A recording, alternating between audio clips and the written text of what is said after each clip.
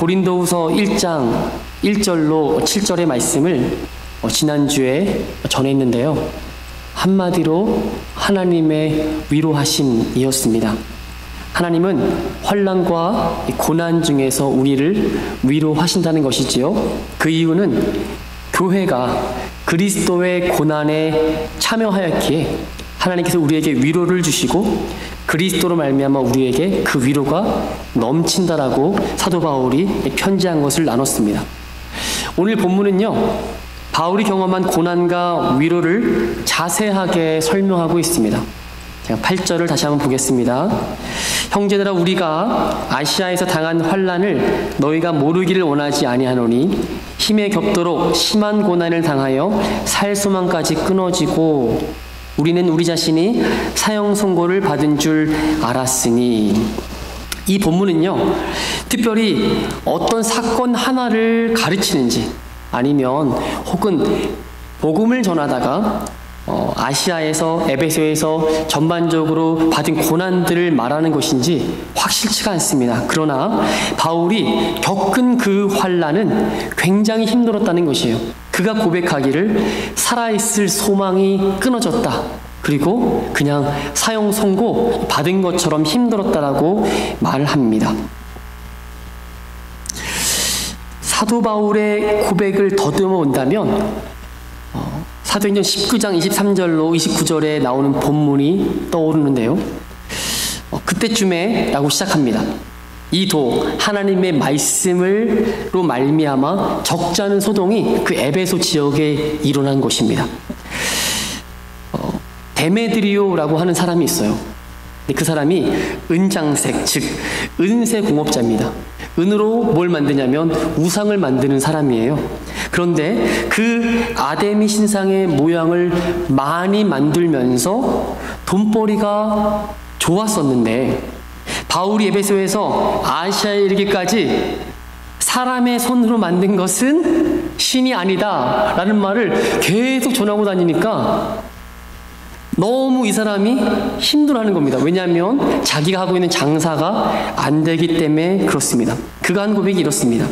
우리의 이 영업이 천하여질 위험이 있을 뿐 아니라 큰 여신 아데미의 신전도 무시당하게 되고 온 아시아와 천하가 위하는 그의 위엄도 떨어질까 하노라 하더라.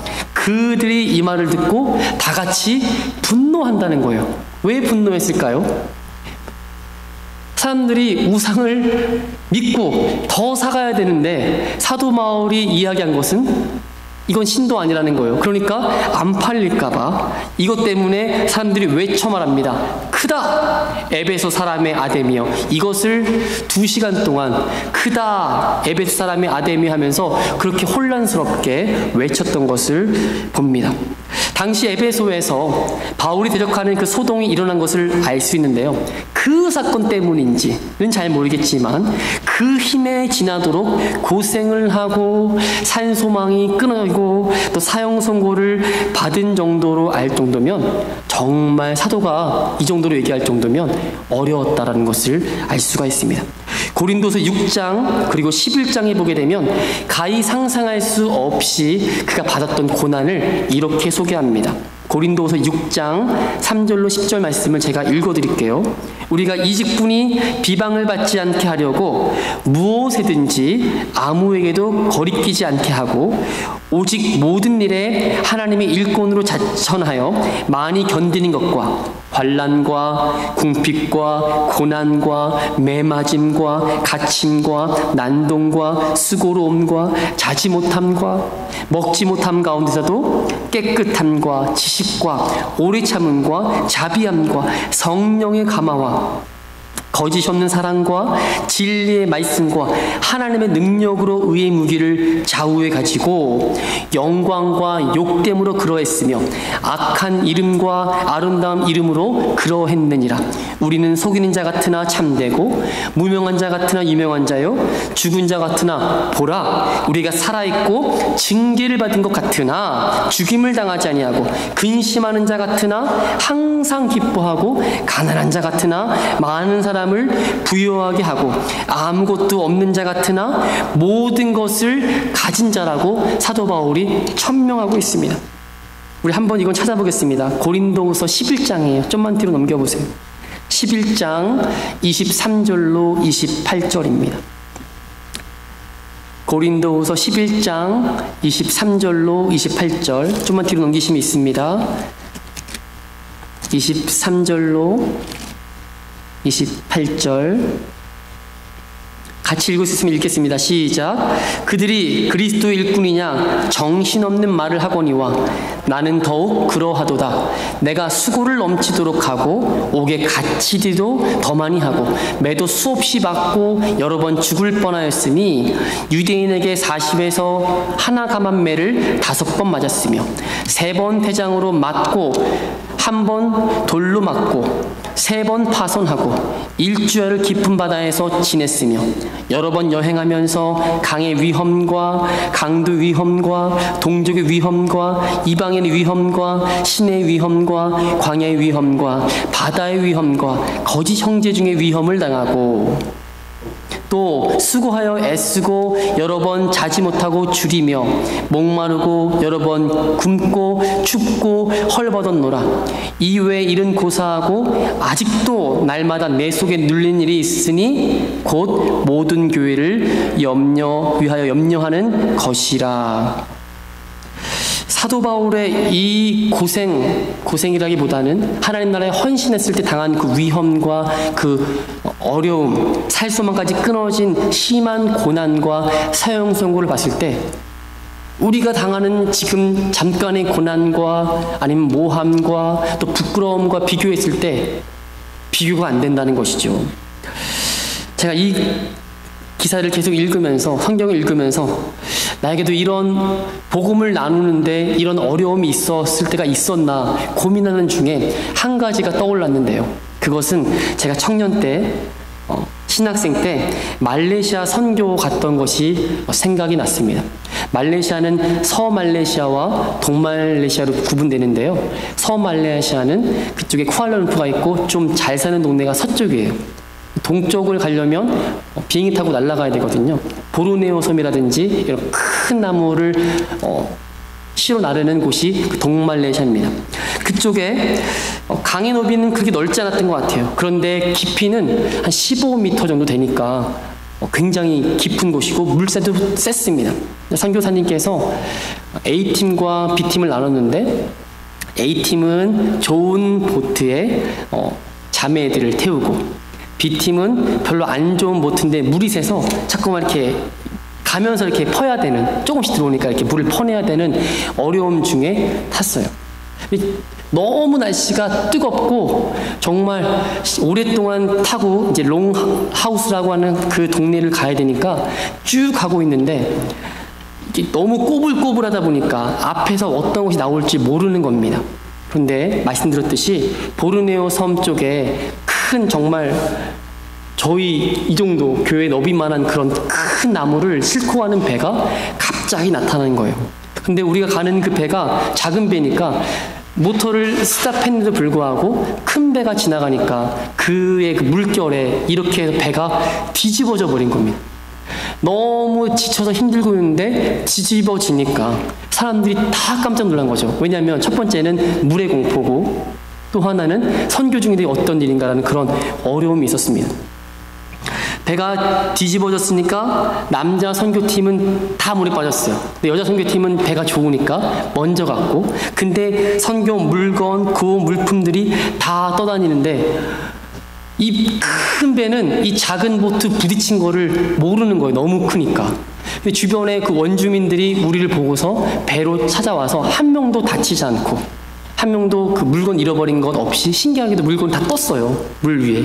다 건지고 왔습니다. 이 사건이 있은 후에 그 저녁에 선교팀 기도회를 하는데 우리 마음이 어떻겠어요? 비슷한 거예요. 그때도 이 말씀 읽었던 것 같아요. 제 생각에. 잘못했으면 선교하다가 하나님의 영광을 가릴 뻔했다. 그리고 우리가 우리 중에 뭔가 잘못한 것이 있는지 회개하게 됐고, 우리가 그 다음 날에 선교를 다시 시작하러 갔을 때 또 보트를 타야 되잖아요.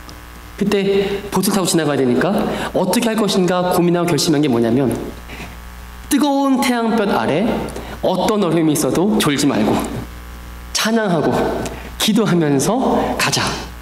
혼자 못 보는 것 다 같이 눈 뜨고 있어서 앞에 뭐가 있는지 확인하고, 그리고 원수가 틈타지 못하도록 정말 애쓰고 힘써서 그렇게 기도했습니다. 근데 그러면서 그 구절이 제가 오늘 설교 준비하면서 구절 말씀이 생각나는 거예요. 자, 보세요. 구절 다시 읽겠습니다. 같이 읽겠습니다. 시작. 우리는 우리 자신이 사형 선고를 받은 줄 알았으니 이는 우리로 자기를 의지하지 말고 오직 죽은 자를 다시 살리시는 하나님만 의지하게 하심이라. 아멘이십니까? 선교팀 모두 다 죽는 줄 알았어요. 수영을 제대로 할 수 있는 사람이 없었고요. 순식간에 있는 일이라서 정말 다들 사형선고 받은 줄 알았던 거예요. 다 놀랬고 다 그때 울면서 간절히 기도했던 것이 기억이 납니다. 하나님께서 전신갑주를 입혀주셨어요. 그러면서 우리를 의지했거나 우리가 준비한 구호 물품이나 선교 물품, 아니면 우리가 준비했던 뭐 드라마라든지 뭐 이렇게 함께 전해줘야 할 것들을 의지하지 않고 하나님 한 분만 바라보고 가자.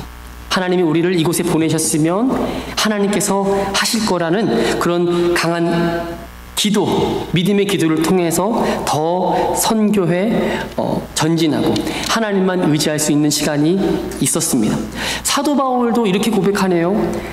자기 자신을 의지하지 말고 죽은 자를 다시 살리시는 하나님만 의지하도록 하기 위한 것이라고 사도 바울이 그렇게 고백하고 있습니다. 보세요. 자기 자신의 잘못한 것, 또 내가 왜 이런 고난과 환난을 당해야 되는가, 내가 예수를 믿었으면 더 잘 돼야 되지 않겠는가, 뭔가 잘못됐으면 그런 생각을 자꾸만 집어넣어서 부정적인 것을 찾고 하는 것이 아니라는 것이에요. 다른 곳에서 환난의 이유를 찾지 않았다는 것입니다. 오직 나 자신을 의지하는 마음을 이제는 내려놓고 오직 나를 인도하시는, 지금 내가 가는 이 길이 하나님께서 인도하시는 그 길이지 라는 것을 확신하네. 오직 죽은 자를 살리시는 하나님만 의지하게끔 그런 강한 믿음을 갖게 된 것입니다. 현재의 고난은 장차 다가올 영광과 좋게 비교할 수 없는 줄로 믿습니다. 보통 복음을 믿고 그 하나님 나라를 경험한 성도라면요, 우리 자신에게 유리한 환경이나 장점이 가끔은 주님을 섬기는데 오히려 방해가 될 수 있다는 것도 깨닫게 돼요. 자꾸만 문제 앞에서 내가 갖고 있는 것, 내가 경험한 것에 눈을 돌리는 나 자신을 보게 됩니다. 근데 복음의 일꾼은 내가 갖고 있는 것을 보는 게 아니고 나와 함께 하시는 주님을 바라보는 겁니다. 우리 주님의 말씀에 초점을 맞추고, 그리고 어린 양이 어디를 가지시는지 그 어린 양을 따라가는 그 믿음이 성도 안에 있어야 되는 줄로 믿습니다. 주님께서 자신의 것들을 의뢰하지 않게 하시려고 어려움과 고난을 통해 주님만 의지하도록 인도하신 것입니다. 결과적으로 사도 바울이 감사한 것은요, 주님이 그러한 어려움에서 성도를 건져내셨어요. 그리고 지금도 건지고 계시고 앞으로 건져내실 것이라고 사도 바울은 믿음으로 고백하고 있습니다. 성도의 삶에 주님 없이 이루어지는 일은 아무도 없어요. 아무것도 없어요. 그래서 우연이라는 것도 없고 하나님께서 계속적으로 반복적으로 내가 하고 있는 거라고 보여주시는 거죠. 주님을 매 순간 인정하고 십자가를 꼭 붙잡고 믿음으로 신뢰하며 주님만 바라보게끔 우리를 배우게 하시고 훈련케 하시는 것을로 믿습니다. 여러분, 가망이 없어 보일지라도, 칠흑같이 어두워서 보이지 않을지라도 성도는 하나님이 주시는 그 빛만 바라보고 가는 것이에요. 왜냐하면 지금 내가 속해 있는 이 어려운 상황 있잖아요. 살소망이 끊어진 심한 고난, 사형 선고 받은 것 같은, 아무도 나를 도와줄 수 없다고 생각했을 때 앞이 막히고 뒤가 막히고 왼쪽으로 다 막혀도 하늘은 열려 있잖아요. 하나님은 우리를 보시고 그리고 우리를 건져내시는 줄로 믿습니다. 이것이 바로 신앙생활의 묘미인 것 같아요. 세상 사람들은 절대 알 수 없는 이 신앙의 정말 기쁨입니다. 11절을 다시 한번 보겠습니다. 그가 이같이 큰 사망에서 우리를 건지시고 또 건지실 것이며 이후에도 건지시기를 그에게 바라노라. 이러면서 사도 바울이 고린도 교회를 향하여서 부탁하는 거예요. 뭐라 부탁합니까? 기도를 부탁합니다. 어려울 때 서로의 기도를 통해서 얻은 은사로 인하여 많은 사람들이 같이 감사에 참여할 수 있게 위함이라고 기도를 부탁합니다. 우리가 고난을 당하고 위로를 받았듯이 우리가 받는 그 위로가 너희에게도 역사하기를 원하여 너희가 지금 당하는 그 고난도 능히 이겨내기를 원한다는 마음으로 기도하라는 것입니다. 그러므로 보세요. 고린도에서 이미 사도 바울은요 떠났어요. 1년 반 가르치고 이분은 한 곳에서 목회하는 분이 아니잖아요. 순회 선교사처럼 다른 곳에도 복음 전하러 가는 것처럼 떠나 있습니다. 그러나 잘 보세요. 고린도 교회와 사도 바울은 하나요. 이미 그리스도 안에서 한 팀이라는 것입니다. 사도 바울이 고린도 교회를 개척하고 지금 떠났습니다. 하나라는 것을 계속적으로 강조합니다. 그래서 기도로 사역을 돕는 것입니다. 기도로 사역을 도와야 되는 것이에요. 말로만 도한다고 돕는 것이 아닙니다. 왜냐하면 교회는 기도하는 공동체이기 때문입니다. 하늘의 은사, 선물은 기도할 때 주어집니다. 그 은사로 위해서 하나님의 교회에 덕을 세우게 되고 기도할 때 목회자와 성도가 동일한 마음을 품게 되고 교회를 위해서 기도하기 시작할 때 교회를 향하신 하나님의 마음을 받게 되고 그 동일한 마음으로 기도하게 될 때 어떤 마음이 생각할까요? 정말 감사하다라는 것을 고백하게 되는 것입니다. 왜 사도 바울이 자신이 어려웠던 시절을 이렇게 구구절절 이야기하는 것일까요? 사도 바울이 애썼구나, 몸은 좀 괜찮은가, 고생은 했어도 살아있구나, 뭐 이런 이야기를 들으려고 말한 것이 아니에요. 만약 그렇게 생각하셨다면 오해입니다. 사도 바울은요 그렇게 자신이 한 일에 대해서 말함으로 고린도 교회 성도들에게 불쌍히 여기고자 하는 마음을 얻고자 함이 아니었다는 거예요. 9절의 고백과 같이 자기를 의지하지 말고 오직 죽은 자를 다시 살리시는 하나님만 의지하게 되었다라고 하는 그 사역의 하나님의 교회의 사역의 원리를 지금 가르쳐주고 있는 것입니다. 내가 당한 고난과 환난이 나를 이렇게 하나님만 의지하게 하였다면 너희 고린도 교회가 당하고 있는 지금의 환난과 문제도 마찬가지로 하나님만 의지해야 되지 않겠냐는 것이죠. 이 말을 하기 원했다는 것입니다. 오늘 동부교회 성도들에게도 동일하게 말씀하시는 줄로 믿습니다. 우리가 믿고 바라봐야 할 대상은 내 자신이 아니라는 거예요. 오직 십자가에서 죽으신 예수 그리스도를 살리신 그 하나님을 바라보라는 것입니다. 그리고 우리 또한 고난과 환난 중에 하나님만 의지함으로 하나님으로부터 오는 그 위로가 저와 여러분 가운데 있기를 원합니다. 그리고 끊임없이 쉬지 않고 범사에 감사하며 기도함으로 하나님께서 그토록 주기 원하시는 그런 위로하심이 교회에 있기를 원합니다. 그러므로 기도하실 때 다른 사람을 도울 일 생각이거든 기도로 도우시기 바랍니다. 기도하기 시작하면 하나님의 말씀에 순종하게 되고 하늘의 하나님께서 그것을 반드시 응답하시고 일하실 줄로 믿습니다. 하나님 좋으신 분이세요. 하나님께서 우리를 그렇게 놀랍게 사랑하시고 그 은혜로 인하여서 하나님께 영광을 돌릴 수 있는 교회 되기를 예수님 이름으로 부탁을 드립니다. 함께 기도하겠습니다. 하나님의 은혜에 감사합니다. 사도 바울은 힘에 겹도록 심한 고난을 통해 살 소망까지 끊어졌다고 하는데 그럼에도 불구하고 자기를 의지하지 않고 오직 죽은 자를 살리시는 하나님만 의지하게 하셨다고 고백하고 있습니다. 이 땅에 살아가는 우리에게도 동일한 은혜를 주시기를 원합니다.